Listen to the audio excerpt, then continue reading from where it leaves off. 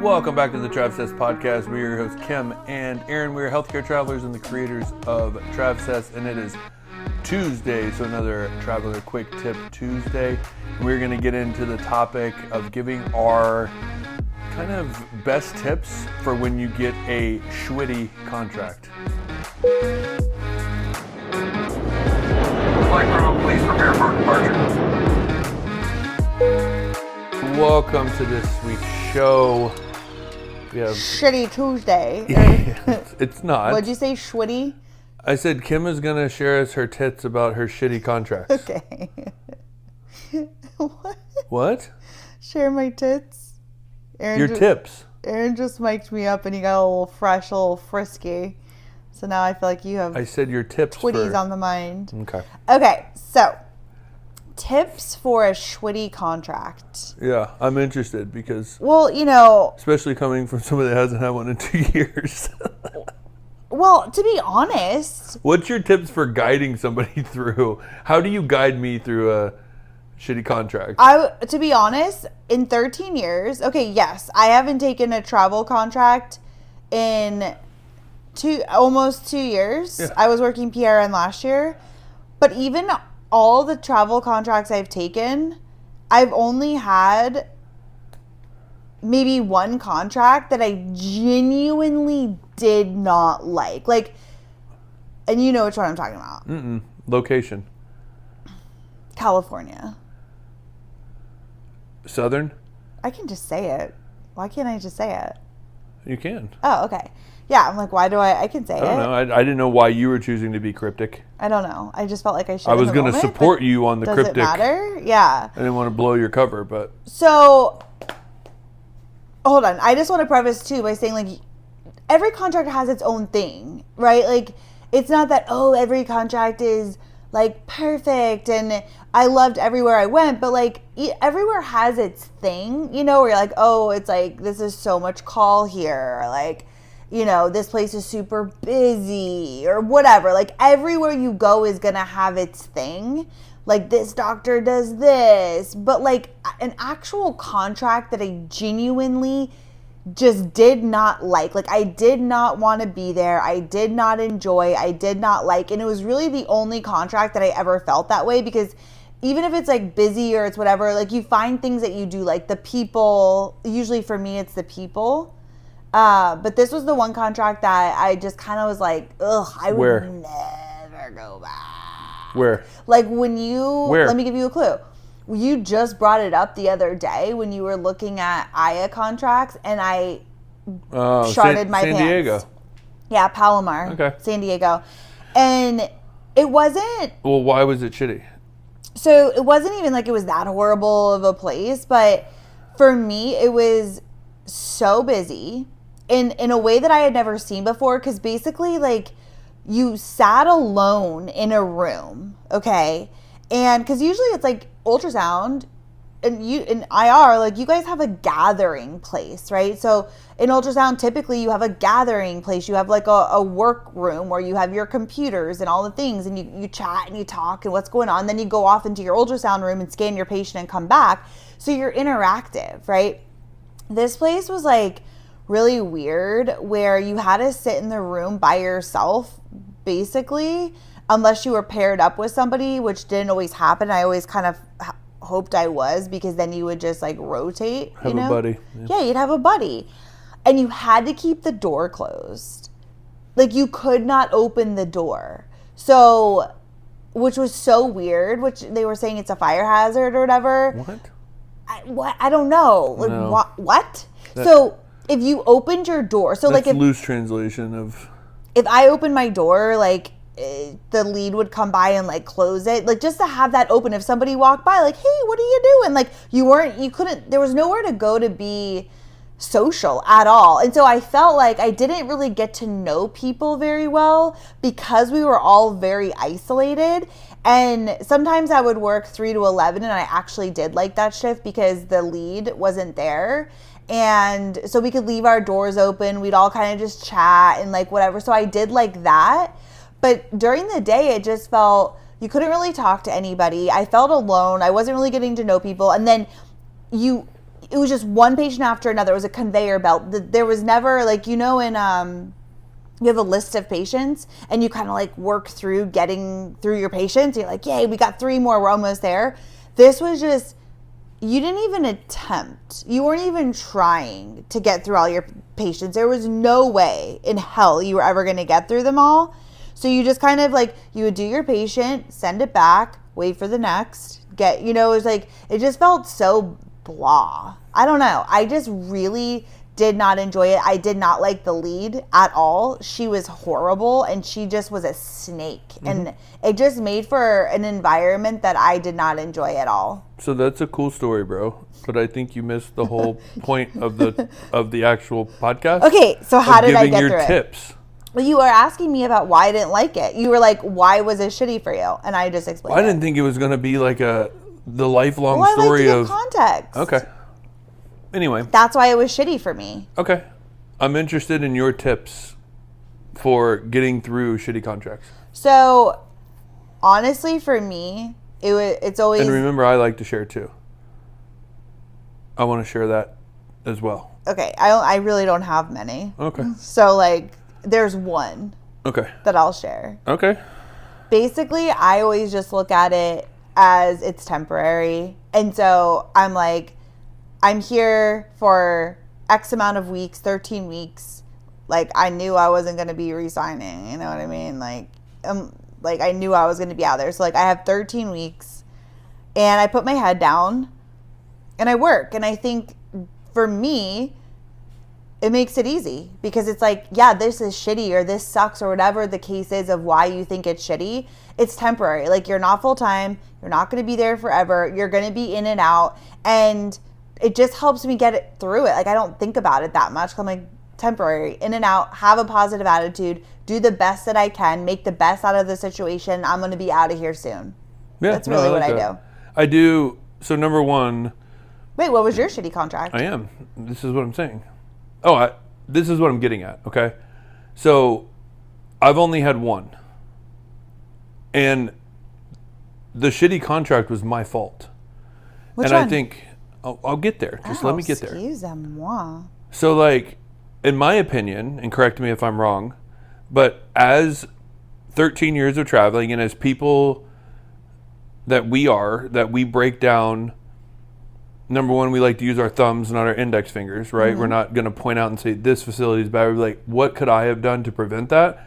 What can I do mindset-wise to fix this, right? Because it only affects me if I show up shitty every day. Yeah. Right? So, like, what is it that's triggering me and about this? And then what was it that I did that I could avoid this next time, right? Learn from this. Mm-hmm. And because we have that mindset, I've only had one shitty contract, and it was at the very beginning. And I've never had one ever since. Which one? In Burlingame. Oh. And the people were cool. Your second contract. Yeah. But I was so excited because you said you wanted to go to the Bay Area. So the first Bay Area place that, like, called me, I just went along with it. I didn't interview at all. I didn't ask questions. And the way to get rid of shitty contracts is to interview properly. I literally was just going to say that. Because for me, right, in IR, what would make a shitty contract is the people I work with. That is controllable because you can just do your thing. You don't have to be everybody's friend. Yes, it is nice when people are cool. If there's somebody coming after you, that becomes a problem. But, like, you might have to confront that. You know, like, that's not fun either. Shitty doctors, which has happened, which I can't control. But, like, along the lines of, like, shitty, I can find out how the department runs during the interview. I can find out how much call. I can find out what my shifts are. I can find out how many techs are in a room per whatever. I can find out the nurse dynamic, like, within the room. I find out all that stuff before, and you can listen to the person you're interviewing and tell if there's something off in that area. Like, if I'm like, how's the nurse tech relationship? And if they're like, ooh, right there, trigger. Nope, not taking it. Like, if your first reaction is, ooh, like, a lot of times it's like, oh, it's great, or it's this or that. Like, you can get a feel on the interview whether it's going to be shitty or not. Yeah. When it comes down to, like, the things you cannot control, like the one that they switched my schedule, And because I interviewed so well, I was able to say, do you remember during the interview that this was a deal breaker? That I literally got off the phone with you and said, I am not interested in your contract. You called me back and let me pick my schedule. And then you change it? And they acknowledged it because of the interview. So that would have been really shitty too if they would have just flopped my schedule around like that. But we had agreed to it in the interview and they held to it because of that. Mm-hmm. So like, when it comes down to just people or flow or things like that, I feel like your mindset is big. You can really work on things that are triggering you. Why is triggering you? Why is this, getting under my skin? But I did see in the group, people were like, I like to plan, if it's a really bad contract, I'll plan a really cool trip after. Yeah. And so then I have something to look forward to. Somebody was like, I don't suggest this, but I do notice that I drink a lot more during bad contracts. Yeah. Which is like so true as well. I actually love that. I think that's such a great tip because there is something about if you are in a shitty contract, whatever that is for you, planning something cool to celebrate at the end, that always helps get me through. Like every contract we've done, there's usually something on the other side that we're looking forward to, like whether it's like a financial goal we're reaching with the money we're making or a trip or something going on the other side that like helps you count down, and you just like keep like putting your head down and just like going through each day knowing what's on the other side and having something to look forward to, which I think is really cool. And then just piggybacking off of what you said, I think that's such a great mindset to have, is always, and again, this might sound annoying, but this is just the truth of like the type of person that people we are, I guess, or the way that we think about things. But I always will try to go into every contract and like always look at how can I be better? Like what can I work on? So whether it's a skill, specifically a skill as a sonographer, or something with my confidence, or something social, or how can I, or working with a specific doctor, like I always try to be like, how can I be better and work on X, Y, and Z? And then that also gives me a sense of purpose while I'm at that contract, which for me, like something to work towards. And I don't know if that's just like my competitive nature or whatever, but like I like working towards something, and it makes me feel like, I don't know, it gives a sense of purpose, a situation that could be just shitty. No, I agree. And I think that we've trained our minds so much to be able to like think through thoughts, right? And like there's reasons that people put codes on their like, or they put like a mirror on their refrigerator, because if you stop and think for a second, then you're not just going to react, right? And I think like... Wait, people put mirrors on their refrigerators? Yeah.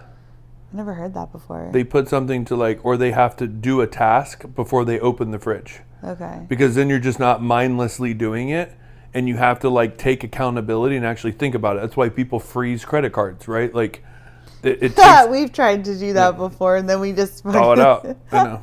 Or I just read it. I read the number through the ice. I don't think it even had enough time to like get ice around it. We're like 10 minutes later, we just took it out. Point being is it's a step before it, which makes you think. Yeah. And I think if you really look at that, if you want to be better as a human being, as an individual, because the only reason that I want to be better is because it makes me feel better, which then gets me through my day no matter what I face. Yeah. Right? And so like, if, like for instance, in this last contract, which I loved, I was triggered a lot in certain ways. And I had to come home and think about like, I feel like this is just my ego being like hit.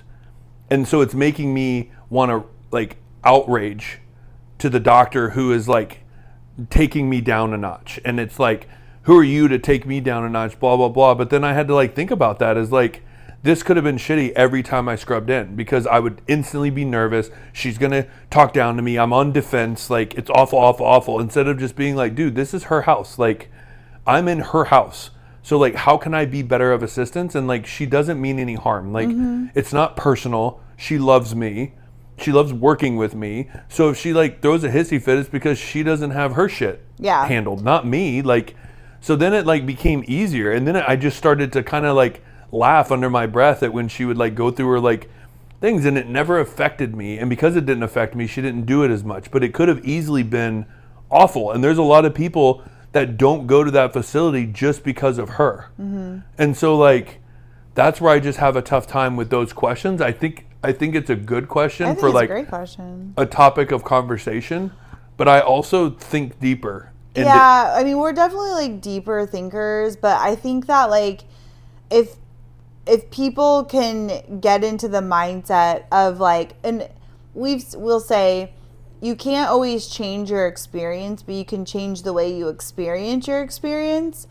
I think Gabby Bernstein said that. I'm like, I made it up. But like, no, I think it was Gabby We Bernstein. heard it from her, but I think she heard it from... And that stuck with me because I was like, that is so powerful. Like, it's so empowering when you take the control back, right? Because you could show up in a shitty contract every day and just have a shitty attitude and like... And more shittier things are going to happen. Yeah, and like talk shit and this and that and just expect to have a horrible day every single day. And guess what? You're going to. That's just the way it works, right? Like what you're putting out there, you're going to get back. But if you can observe a situation that maybe sucks in whatever way and be like, okay, how can I show up and take this and work on X, Y, and Z? How can I show up and still be positive and keep my own peace and just whatever that looks like for you during that contract? Like, how can I have the best day I possibly can? And when you do that and look at it from that perspective, your experience changes, and it just does, right? And it's like, okay, I've got 13 weeks. How can I show up? What can I get out of this? How can I grow? How can I be better? What is there for me to learn here? Because I think a lot of times when we're triggered, anytime we're triggered is something within us. Totally. It's never outside. So it's like asking yourself, why am I triggered? What the fuck is going on? And how can I make this the best that I can? And you always leave feeling like you're taking like another tool to put in like your toolkit or your tool belt that then you can apply in your next contract, and it always ends up being better. So I think when you go in with that sort of a perspective and understanding and mindset, it separates the people who just complain and complain and complain and have shitty ass experiences versus the people who are like, I want to try to do something different or something more positive in this shitty experience. Well, totally. And I think like just relaying back to the fact that like I had that really bad contract, my second contract ever, I've never had one ever since in 13 years. They've all been great experiences. Well, I mean, I think I don't want to paint that picture of like, no, they all haven't been great experiences. No, there's things that you have to learn and you have day-to-day crappy things, but I would never like say, oh my God, that's a shitty contract. Yeah, like I feel like there's shitty things about every single contract I've ever done. 100%. Right, yeah. So but it's not like it wasn't bearable and I actually enjoyed myself more than I didn't.